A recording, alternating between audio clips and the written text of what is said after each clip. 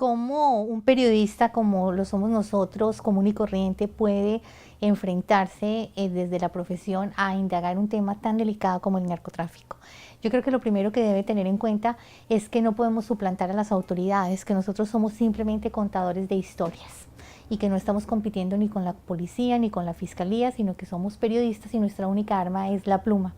En esa medida nosotros tenemos que partir, si bien de lo que llaman algunos especialistas en equipos forzados, y es en combinar nuestra indagación con expedientes judiciales, con fuentes antimafia, también el simple producto de la observación de lo que está pasando en nuestra ciudad nos lleva a pensar si estamos sumergidos nuevamente en el tema del narcotráfico, si hay mafia en nuestras calles vendiendo droga o paseándose en carros de alta gama como las Hammer o con modelos. Digamos que nosotros debemos combinar esas diferentes posibilidades o instrumentos, herramientas que tenemos para hacer este tipo de periodismo. Las bases de datos también son fundamentales. Cuando ustedes ven que un funcionario ha subido de perfil, que está gastando más de lo que gana, y usted tiene la posibilidad de entrar a indagar dónde vive, cómo vive, qué está gastando, dónde se está desplazando, sabe sus movimientos migratorios, puede llegar a conseguir un perfil muy interesante de una persona a la que le pone el foco periodístico para que después las autoridades se encarguen del resto. Yo creo que hay en este momento muchas posibilidades, bases de datos sobre bienes, sobre movimientos migratorios, sobre declaraciones de renta que nos ayudan a poder hacer un monitoreo profesional de qué personas estarían involucradas en este negocio. Las similitudes del narcotráfico entre Colombia, México y Argentina son absolutas. Inicialmente, cuando yo viajé a la invitación que me hace la Universidad de Rosario, yo creí que ustedes estaban rezagados y que estaban en el primero o segundo nivel de los que vivió Colombia y de los que está viviendo México en este momento. Pero creo que ustedes entraron hace rato a las grandes ligas del narcotráfico y no se habían dado cuenta. Tienen absolutamente todos los síntomas de un país que ya está penetrado por el narcotráfico. Tienen a jefes de la policía presos por sus vínculos con el narcotráfico, tienen a organizaciones criminales, tienen cocinas, están exportando cocaína líquida a México. Hay una tasa de mortalidad increíble si ustedes se comparan con otros países de América Latina. Yo creo que ya se tienen que dar cuenta que no se trata de episodios aislados, sino que esto ya tomó unas dimensiones que ustedes mismos la han revelado en el trabajo espectacular que hicieron en torno a la violencia y a las calles perdidas en su ciudad. Entonces, digamos que para mí fue una sorpresa, porque en el 2008, cuando por primera vez me contactaron y yo les conté que aquí su ciudad estaba sirviendo como sede de una cumbre de mafiosos, fueron bastante escépticos.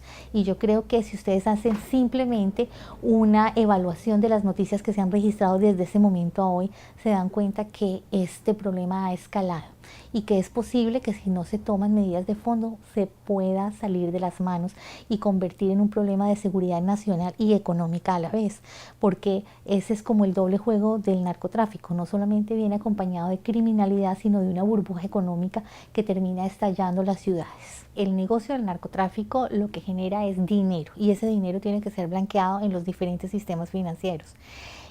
Digamos que cuando los grandes capos, así sean pistoleros o sea gente mucho más sofisticada, porque los carteles en los países, en nuestros diferentes países, tienen diferentes perfiles, pero todos tienen una característica, y es que las ganancias las convierten en ostentaciones.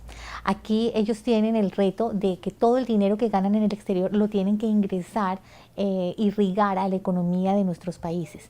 Y hay diferentes mecanismos. Uno de esos es el testaferrato, y es cuando ustedes empiezan a encontrar gente de muy bajos recursos que tienen a su nombre grandes empresas, fincas, haciendas, carros, caballos, automóviles que ni siquiera están utilizando. Entonces digamos que ese es un primer mecanismo.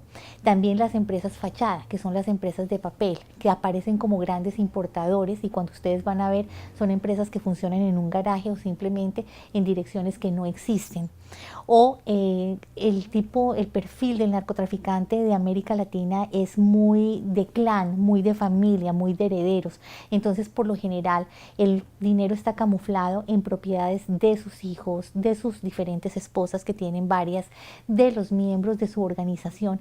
Entonces, cuando hay buenas bases de datos, como están apareciendo, por ejemplo, en Costa Rica, como ya se está pudiendo ingresar en Colombia, ustedes pueden hacer el rastreo de las fortunas con la simple cédula de ciudadanía de la persona, para que un grupo de narcotraficantes foráneos y locales, porque ustedes ya tienen narcotraficantes locales, esté prosperando en ciudades como la de ustedes, es porque se están dando, digamos que todas las características para que esto suceda.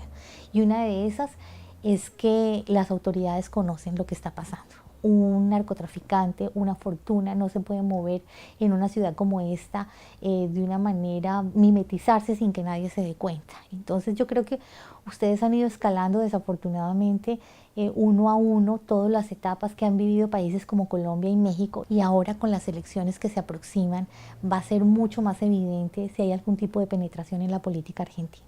Yo creo que la gente, las víctimas son los que tienen la verdad. Por lo general los periodistas tratamos de buscar la verdad en las fuentes oficiales y resulta que son las víctimas las que nos pueden contar qué fue lo que pasó. Para nosotros, no solamente en este trabajo, sino en cualquiera, es invaluable lo que está haciendo, además porque Colombia tiene una deuda gigante con las víctimas del narcotráfico, del paramilitarismo, que los sacaron de sus tierras, que les asesinaron a su familia. Es más, en este momento el país está en todo un proceso de resarcimiento, no solamente económico, sino también de perdón a estas personas.